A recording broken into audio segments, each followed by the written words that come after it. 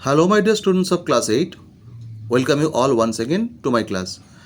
Actually class 8 বলতে আমি যেটা বোঝাতে চেয়েছি, West Bengal board of secondary এডুকেশনের যে সিলেবাস রয়েছে সেই সিলেবাস যারা পড়ছো সেই সমস্ত ছাত্রছাত্রীদেরকে আমি আজকের ক্লাসে আবারও একবার স্বাগত জানাই। তো লেসন 13 তোমাদের একটা প্রোচপিস দিচ্ছে।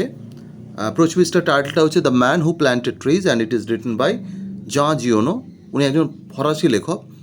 এই লেখা যেটা রয়েছে তোমাদের, বা এই টেক্সট যেটা বলা ভালো, সেই টেক্সটটা কিন্তু তোমাদের অসাধারণ একটা মেসেজ দেবে, যে মেসেজটা ব্যক্তিগতভাবে আমি মনে করি এই মুহূর্তে এমন একটা কাজের কথা বলবে যেটা পৃথিবীর সমস্ত কাজের মধ্যে সবচেয়ে গুরুত্বপূর্ণ কাজ। মানে মানুষকে যদি এই পৃথিবীতে সুস্থভাবে বেঁচে থাকতে হয়, জাস্ট বেঁচে থাকতে হয়, মিনস আমাদের জীবনটা যদি রক্ষা করতে হয়, তাহলে সবচেয়ে গুরুত্বপূর্ণ কাজগুলোর মধ্যে একটা হচ্ছে এটা। সো এই লেখাটা আমাদের সামনে তাহলে যে বার্তাটা তুলে ধরছে সেটা হচ্ছে গাছ যত বেশি সম্ভব লাগিয়ে বড় করে তোলার বার্তা। এই মুহূর্তে পৃথিবীর সবচেয়ে বড় প্রয়োজনীয়তা, সবচেয়ে আর্জেন্ট যদি কোনো কাজ থাকে, জরুরি কাজ থাকে প্রত্যেক মানুষের জন্য, সেটা হচ্ছে গাছ যথাসম্ভব বাড়িয়ে তোলা সংখ্যায়, তাকে বড় করে তোলা এবং বড় গাছকে রক্ষা করা। এখানে যদিও গাছ রক্ষা করা বার্তাটা সেভাবে নেই, কিন্তু গাছের প্রতি মানুষের যে ক্রমহ্রাসমান অ্যাটাচমেন্ট বা মানসিক বন্ধন, যেটা আমরা অনেকেই অনুভব করছি যে বর্তমান দুনিয়ার যত রকম সমস্যা তার মূলে রয়েছে এটাই, সেই সমস্যাটার একটা রেমিডি বা সমাধান হয়তো এখানে আমরা খুঁজে পেতে পারি, হয়তো নয় নিশ্চিতভাবে আমরা এখানে খুঁজে পাবো। তাহলে টাইটেলটা কী বলছে? সেই মানুষটা যিনি গাছ লাগাতেন। তো টেক্সটে যাওয়ার আগে আমরা জঁ জিওনো সম্পর্কে একটু জেনে নেব। Jean Giono born in 1895 and died in 1970। 1895-তে জন্ম যার, 1970-এ যার মৃত্যু, অর্থাৎ 75 বছর বয়সে একটা জীবন। ওয়াজ এ ফ্রেঞ্চ অথর, তিনি ছিলেন একজন ফরাসি লেখক। Who wrote works of fiction, যিনি ফিকশান লিখতেন। ফিকশান মানে হচ্ছে কল্পকাহিনী, অর্থাৎ যেখানে মূল বিষয়টা থাকে মানুষের কল্পনাপ্রসূত। মোটামুটি বিষয়টা হচ্ছে কোনো একটা গল্প, যে গল্পের ভিত্তিটা কিন্তু কোনো রিয়েল লাইফ ইনসিডেন্ট বা রিয়েল লাইফ পার্সোনালিটি নয়, পুরোপুরি বানানো একটা ফ্রেমওয়ার্কের মধ্যে গল্পটা তৈরি হয়, তাকে আমরা ফিকশান বলি, কল্পকাহিনী। তো তিনি মূলত লিখেছেন যেটা fiction, mostly set in the Provence region of France. Provence রিজিয়নটা হচ্ছে ফ্রান্সের দক্ষিণ পূর্ব দিকের একটা অংশ বা একটা এলাকা, বড় এলাকা।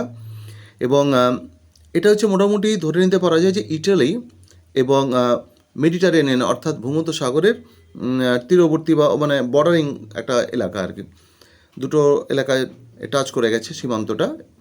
তো প্রভিন্স রিজিয়নের এগেনস্টে তার লেখাগুলো রয়েছে। অ্যাকচুয়ালি যেরকম আমরা টমাস হার্ডির ক্ষেত্রে দেখি ওয়েসেক্স বলে এলাকাটা বারবার ফিরে এসছে তার লেখায়, এখানেও আমরা দেখতে পাচ্ছি তার লেখায় যে জায়গাটা বারবার ফিরে এসছে সেটা হচ্ছে প্রভিন্স এলাকা ফ্রান্সের।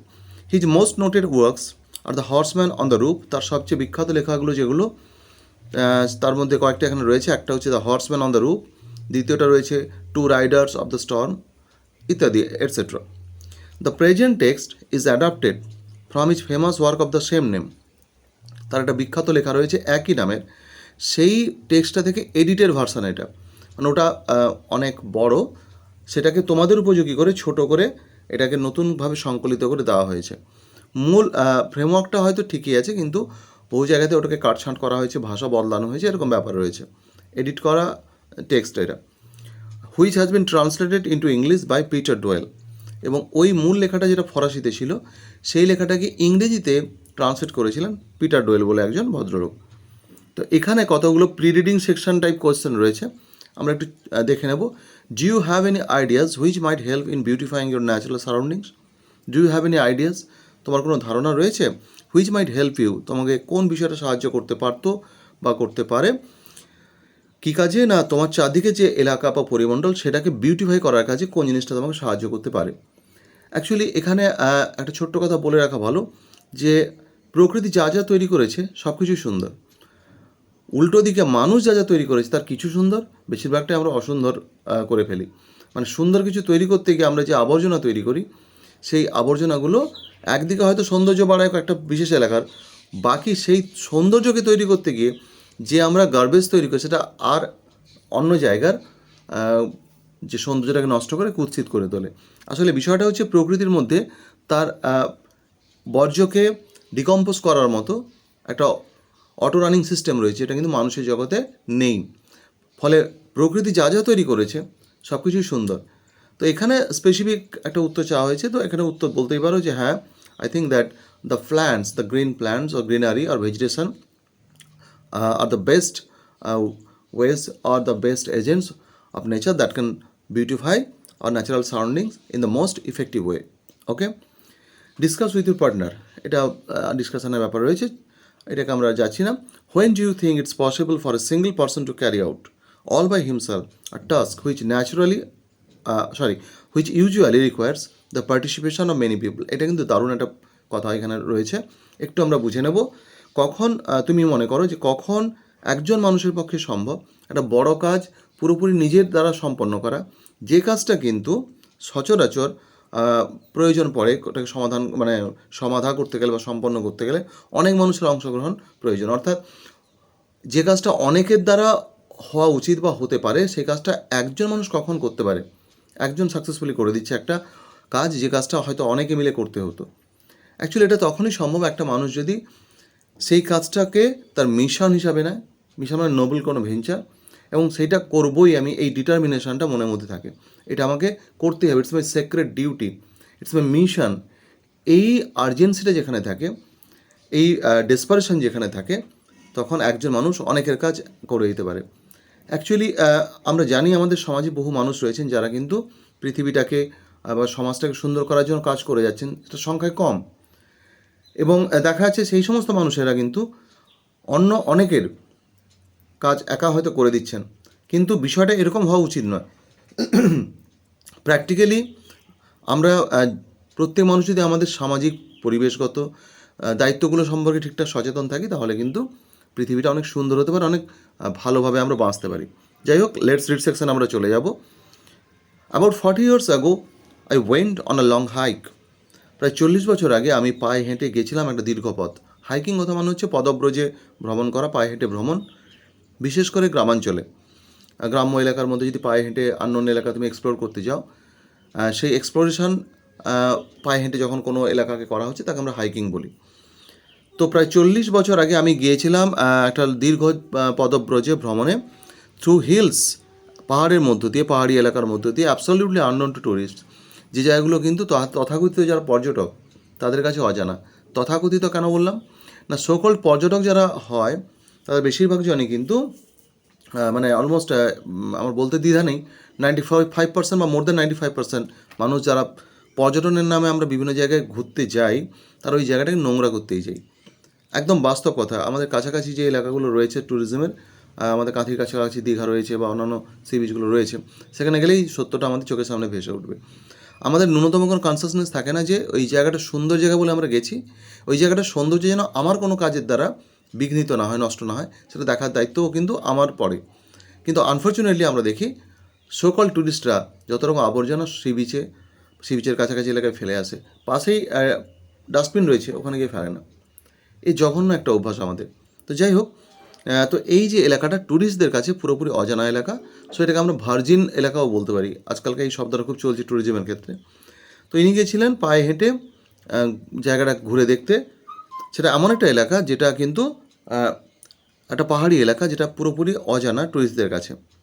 তো in that very old region, এটা ছিল সেই পুরনো এলাকাতে, where the Alps penetrate into Province, যেখানে আল্পস পর্বত এসে ভেদ করে ঢুকে গেছে, যেন চিরে ঢুকে গেছে প্রভিন্স এলাকার মধ্যে। প্রভিন্স এলাকা আমি এর আগে বলেছি, দক্ষিণ পূর্ব ফ্রান্সে অবস্থিত একটা এলাকা। It consisted of barren and monotonous lands. এই এলাকাটা গঠিত হয়েছিল ব্যারেন, অনুর্বর, এবং মনোটোনাস ল্যান্ডস, একঘেয়ে ভূমিরূপের দ্বারা। এখন যেহেতু ল্যান্ডস্কেপ বলা নেই, কিন্তু ভূমিরূপ বললাম এই কারণেই যে এই এলাকায় একঘেয়ে জাস্ট একটা গাছপালা খুব একটা নেই, এরকম নাড়া নাড়া একটা জায়গা। সো এটা এই কারণে মনোটোনাস, যে সমস্ত জায়গায় গাছপালা রয়েছে সেখানে যদি ল্যান্ডস্কেপে বিশাল কিছু বৈচিত্র্য নাও থাকে, যদি টানা সমভূমিও হয়, সেখানে আমাদের বোর লাগে না, কারণ ওখানে গাছপালা থাকলে, বিভিন্ন ধরনের গাছ থাকলে তার যে সুদিং একটা গ্রিন ইম্প্যাক্ট, গ্রিন কালারের তো একটা সুদিং ইম্প্যাক্ট থাকে আমাদের চোখের উপরে, মনের উপরে, সেটা আমাদেরকে কিন্তু মনোটনি আমাদের মনে আসতে দেয় না, আমাদেরকে মনোটোনাস ফিল করতে বাধা দেয়। কিন্তু এখানে দেখা যাচ্ছে টানা শুধু পাহাড় পাহাড় পাহাড়, নাড়া নাড়া পাহাড়। তো এই এলাকাটা ছিল অনুর্বর এবং মনোটোনাস এলাকা, মানে মনোটোনাস ভূমিরূপ। নাথিং গ্রু দেয়ার এক্সেপ্ট ওয়াইল্ড ল্যাভেন্ডার, সেখানে আর কিছুই জন্মাতো না কেবল বুনো ল্যাভেন্ডার ছাড়া। ল্যাভেন্ডার হচ্ছে এক ধরনের গাছ, ছোটো বিরুৎ জাতীয় গাছ, যে গাছগুলোতে অ্যাকচুয়ালি বেগুনি রঙের ফুল হয়। তো ফুটে থাকে যখন একসঙ্গে অনেক, তখন দেখতে দারুণ লাগে। তো বুনো ল্যাভেন্ডার ছাড়া এখানে আর কিছু জন্মাতো না। I was crossing this country at it's widest part, আমি এই এলাকাটা পেরিয়ে যাচ্ছিলাম, ক্রস করছিলাম এর সবচেয়ে প্রসারিত অংশটাতে, ওয়াইডেস্ট মানে সবচেয়ে চওড়া অংশটাতে। হয় একটা এলাকা দেখা গেলো একটা পাহাড়, বা দেখা গেলো হয়তো একটা সমভূমি, কোথাও খুব বিস্তারিত প্রসারিত, কোথাও একটু সংকীর্ণ। তো সবচেয়ে যে চওড়া অংশটা, সেই অংশটা দিয়ে আমি পেরিয়ে যাচ্ছিলাম। And after walking for 3 days, 3 দিন হাঁটার পরে, আই ফাউন্ড মাইসেলফ, আমি নিজেকে দেখতে পেলাম ইন দ্য মোস্ট কমপ্লিট ডেসোলেশন, একদম টোটালি নির্জন একটা এলাকা, জনবিরল একটা এলাকা, জনমানবহীন, সম্পূর্ণরূপে জনমানবহীন একটা এলাকায় নিজেকে আমি দেখতে পেলাম। মানে এর আগে তবু 2-4 মানুষকে আনাগোনা করতে এদিক ওদিকে দেখা যাচ্ছিল, খুব কম হলেও, কিন্তু এই জায়গাটা এসে দেখা গেলো কোনো মানুষ নেই। I was camped next to an abandoned village, I was camped, আমি শিবির খাটালাম একটা পরিত্যক্ত গ্রামের পাশেই। পরিত্যক্ত গ্রাম বলতে আগে এরকম প্রচুর গ্রাম না হলে বেশ কিছু গ্রাম দেখা যেত, যেখানে একটা পুরো গ্রাম ছেড়ে মানুষজন কোথাও পালিয়ে গেছে। রাজস্থানে রয়েছে কুলধরা গ্রাম, রাতারাতি একটা গ্রাম থেকে সমস্ত বাসিন্দা উধাও হয়ে গেছিলো রহস্যজনকভাবে। তো এখানে দেখা যাচ্ছে একটা গ্রামে ঘরবাড়ি পড়ে রয়েছে, মানুষ একসময় এখানে বসবাস করতো, তার বিভিন্ন চিহ্ন পড়ে রয়েছে, কিন্তু কোনো মানুষজন নেই। সো দেখা যাচ্ছে কোথায় না, যেখানে তিনি শিবির খাটালেন একটা পরিত্যক্ত গ্রামের পাশে, এর একটা কারণও ছিল। তিনি আশা করছিলেন যে এই পরিত্যক্ত গ্রামে যেখানে একসময় মানুষ থাকতো, কোনো কারণে হয়তো মানুষ ছেড়ে চলে গেছে, কী কারণ আমরা পরে বুঝতে পারবো, কী কারণে মানুষজন এই গ্রামটাকে ছেড়ে অন্যত্র চলে গেছে। তো সেখান থেকে তার কিছু রসদ হয়তো তিনি সংগ্রহ করতে পারবেন, এই আশাটা তার মনে ছিল। These ruined houses of the village, এই যে ধ্বংসপ্রাপ্ত বাড়িগুলো এই গ্রামের, একসময় মানুষ থাকতো, এখনও থাকে না, ঘর বাড়িগুলো ভেঙে পড়েছে বিভিন্ন জায়গায়। এই যে গ্রামের ধ্বংসপ্রাপ্ত বাড়িগুলো মেড মি থিঙ্ক, আমাকে ভাবিয়ে নিয়েছিল that there must be at one time, যে নিঃসন্দেহে এখানে এক সময় কী ছিল, have been a spring or well there, একটা ঝর্ণা ছিল অথবা কোনো কুঁয়ো ছিল। কারণ মানুষ বাঁচতে গেলে আর কিছু দরকার পড়ুক না পড়ুক, প্রথম যেটা দরকার সেটা হচ্ছে জল। জলের উৎস না থাকলে মানুষ বাঁচতে পারবে না। তাহলে একসময় তো মানুষ ছিল, তাহলে এখানে জলের কোনো একটা সোর্স ছিল। দেয়ার ওয়াজ ইনডিড আ স্প্রিং, হ্যাঁ সত্যি সত্যি একটা ঝর্ণা ছিল, বাট ইট ওয়াজ ড্রাই, কিন্তু বর্তমানে এটা শুকনো। অল লাইফ হ্যাড ডিসঅ্যাপিয়ার্ড, সমস্ত জীবন অদৃশ্য হয়ে গেছে। That is the cause. জল না থাকলে কোনো মানুষ বা মনুষ্য সভ্যতা টিকতে পারবে না, তাই সবাই এই গ্রাম ছেড়ে পালিয়ে গেছে। Okay, it was a beautiful June day with plenty of sun, এটা ছিল জুনের একটা সুন্দর দিন, এখানে প্রচুর সূর্যালোক ছিল। ফ্রান্স, ইংল্যান্ড এই সমস্ত দেশগুলো তো হচ্ছে ঠান্ডার দেশ, ফলে ওখানে ওদের কাছে গরমকালটা কিন্তু একটা বেশ প্রত্যাশিত সময়, বিশেষ করে স্প্রিং টাইম যেটা। তো দেখা যাচ্ছে এটা জুন মানে গ্রীষ্ম চলছে ওখানে, একটা সুন্দর জুনের দিন যেখানে প্রচুর সূর্যালোক ছিল, সানমিন sunlight. But on the shelterless lands, কিন্তু এই আশ্রয়হীন যে ভূমিভাগগুলোতে, high up in the sky, যে ভূমিভাগটা বেশ উঁচু হয়ে উঠে গেছে যেন আকাশের মধ্যে, অর্থাৎ বেশ খানিকটা উঁচু, অ্যাকচুয়ালি এটা খুব উঁচু নয়, টিলা টাইপের এলাকা আর কি। দ্য উইন্ড হুইসেলড কন্টিনিউয়ালি, সেখানে বাতাস কিন্তু ধারাবাহিকভাবে হুইসেল করে যাচ্ছিলো, মানে শোঁ শোঁ শোঁ এমনভাবে বইছে। পাহাড়ি বিভিন্ন পাথুরে এলাকার মধ্য দিয়ে, পাথরের ফাঁকে ফাঁকে বা খাঁজের মধ্য দিয়ে বাতাস যখন বয়ে যায়, তখন একটা হুইসলিং সাউন্ড অনেক সময় তৈরি হয়। তো এখানে যেন বাতাস শোঁ করে বয়ে যাচ্ছিলো, একটা হুইসলিং সাউন্ড তৈরি করতে করতে। It sound was like that of a wild beast disturb during its meal, এর শব্দটা ছিল অনেকটা সেই রকম একটা শব্দ, কার না, অফ আ ওয়াইল্ড বিস্ট, একটা বন্য পশুর গর্জনের মতো, ডিস্টার্ব ডিউরিং ইটস মিল, একটা বন্য পশু যখন খেতে থাকে, খাওয়ারের মাঝখানে যদি ডিস্টার্ব হয়, তাকে যদি কোনো খাওয়ার ব্যাপারে বাধা দেওয়া হয়, তখন সে প্রচণ্ড রকম খচে যায়, মানে রেগে যায়, তখন সে একটা গড়গড় গড়গড় শব্দ করতে থাকে, থ্রেটানিং সাউন্ড, ওটা ওই রকম সাউন্ড শুনতে পাওয়া যাচ্ছিল। I had to move my camp, আমাকে আমার শিবির সরাতে হলো। আফটার 5 hours অফ ওয়াকিং, তারপরে 5 ঘন্টা তিনি হাঁটলেন। 5 ঘন্টা হাঁটার পরে I still hadn't found water, আমি কোনো জল খুঁজে পেলাম না। Okay, and nothing gave me hope of finding any, এবং কাছাকাছি যে ভূমিরূপ বা এলাকা বা চারদিকে যে দৃশ্যমানতা, সেগুলো দেখে কোনোভাবে আমার মনে কোনো আশা জাগছিল না, কোনো কিছুই আমাকে কোনো আশা দিচ্ছিল না যে আমি জল পেতে পারি, কারণ একই রকম সেই পাথুরে ড্রাই একটা এলাকা। সো কোনো জল পাওয়া যাবে এই আশা আমার মধ্যে ছিল না। সো আমরা পার্ট 1টাকে শেষ করে পার্ট 2তে চলে যাচ্ছি। Everywhere there was the same dryness, সর্বত্র ছিল সে একই রকম শুকনো একটা ভাব। The same stiff woody plants, একই রকম সেই শক্ত কেঠো কেঠো মানে কাঠ গাছগুলো, যার মধ্যে কোনো রসফস খুব একটা থাকে না, ল্যাভেন্ডারি যে গাছের দেহাংশগুলো বলা হচ্ছে। সো একই রকম situation, unchanged. I thought I saw in the distance the shadow of a figure, তো আমার মনে হলো আমি একটু দূরে একটা চেহারার ছায়া দেখতে পেলাম, মানে চেহারা বলতে কিছু একটা মানুষের মতো বা সামথিং, কোনো একটা ফিগার, কোনো একটা চেহারা, ছায়া ছায়া একটা অনেক দূর থেকে দেখতে পাচ্ছি। Actually on a chance I headed towards ইট, মানে অ্যাকচুয়ালি অনেক সময় আমরা যখন মানুষ কোনো দীর্ঘ যাত্রাপথে যায়, দেহে জলের অভাব পড়তে শুরু করে, তখন মানুষ অনেক সময় মিরেজ দেখে, অর্থাৎ যেটাকে আমরা অনেক সময় মরিচিকা বলি, মনে হয় যেন দূরে কিছু দেখছি কিন্তু দেখছি না, মানে সেটা ইলিউশন। মরিচিকা তবু একটা সায়েন্টিফিক এক্সপ্লেনেশন, একটা মরিচিকা না হোক ইলিউশন বলা ভালো, অর্থাৎ এক ধরনের বিভ্রম ঘটে। তো on a chance means with a little hope, খুব কম আশা নিয়ে, অন এ চান্স এটা একটা idiomatic phrase. I headed towards ইট, আমি ওই ছায়াটার দিকে এগোলাম। হেডিং কথা মানে হচ্ছে moving forward. Okay, it was A safer, কিন্তু সত্যিকে দেখা গেল সেখানে একজন মানুষ রয়েছেন, তিনি একজন মেষ পালক। 30 lambs or so were resting near him on the scorching ground, 30টা বা ওই রকম সংখ্যায় ভেড়া তার কাছাকাছি বিশ্রাম নিচ্ছে। On the scorching ground, scorching মানে এখানে খুব তেতে ওঠা, রৌদ্রে তেতে ওঠা, কারণ পাথুরে এলাকা, সমভূমি যেখানে পলি মাটি সেখানে অতটা উত্তাপ আসে না, কিন্তু যেখানে পাথুরে এলাকা সেখানে খুব তাড়াতাড়ি তেতে ওঠে সব কিছু। তো সেই স্কচিং গ্রাউন্ডে ভেড়াগুলো বিশ্রাম নিচ্ছে, খুব তেতে ওঠা এতে। ভেড়াদের বৈশিষ্ট্য হচ্ছে ওরা ঠান্ডা এবং গরম দুটোই খুব সহ্য করতে পারে। He gave me a drink, তো এর এই অবস্থা দেখে, বিধ্বস্ত অবস্থা দেখে তিনি আমাকে একটু পানীয় দিলেন, অর্থাৎ পান করার মতো জল, ওইরকম কিছু একটা। অ্যান্ড লিটল লেটার, এবং একটু পরে, he led me to his shepherd's cottage, তিনি আমাকে নিয়ে গেলেন তার কটেজে, মানে ওই যে কুঁড়ে ঘর, যেটা হচ্ছে মেষপালকের কুঁড়ে ঘর।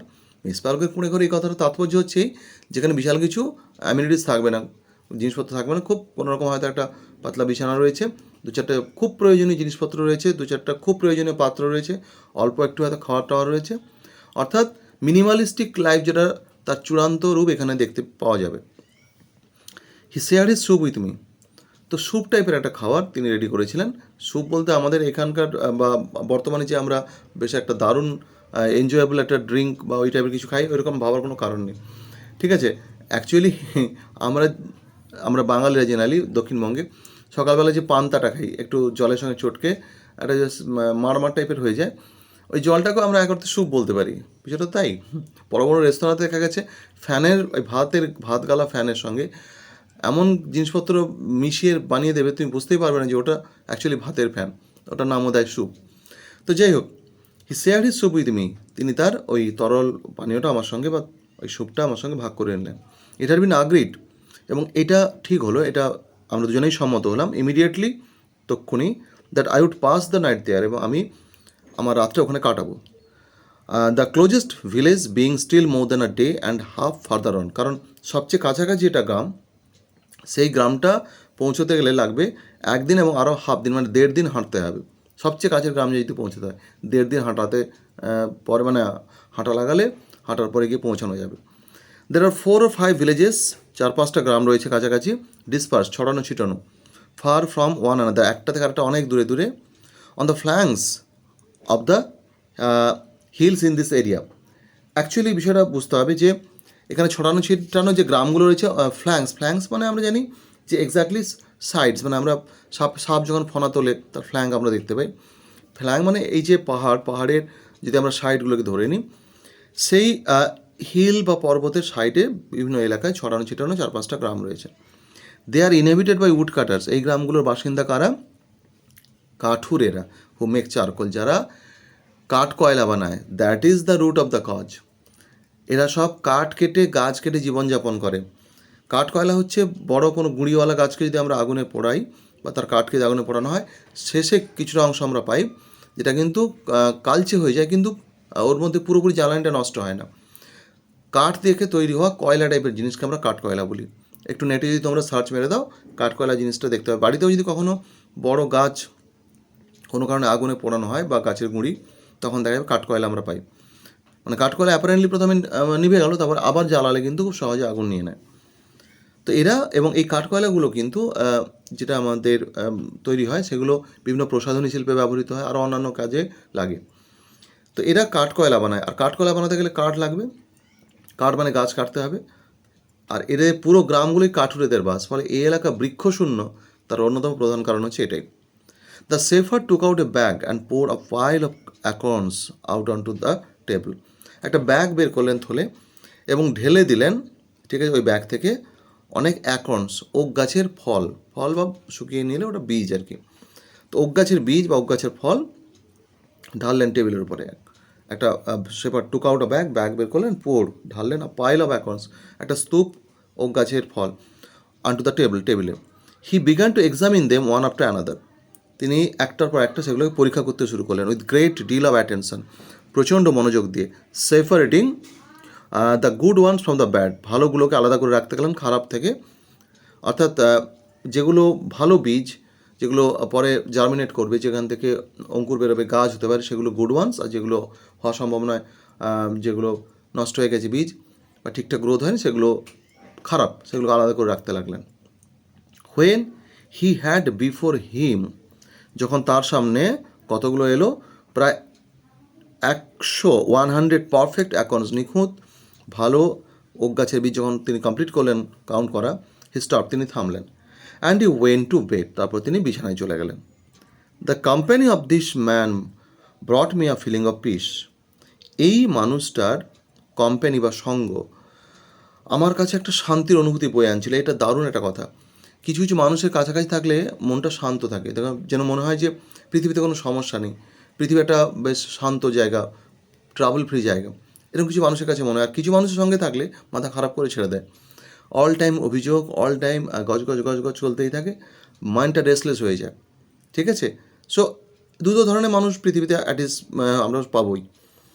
তো দেখা গেল কি না, এই লোকটার সঙ্গ আমার মনের মধ্যে একটা শান্তির অনুভূতি এনে দিচ্ছিল।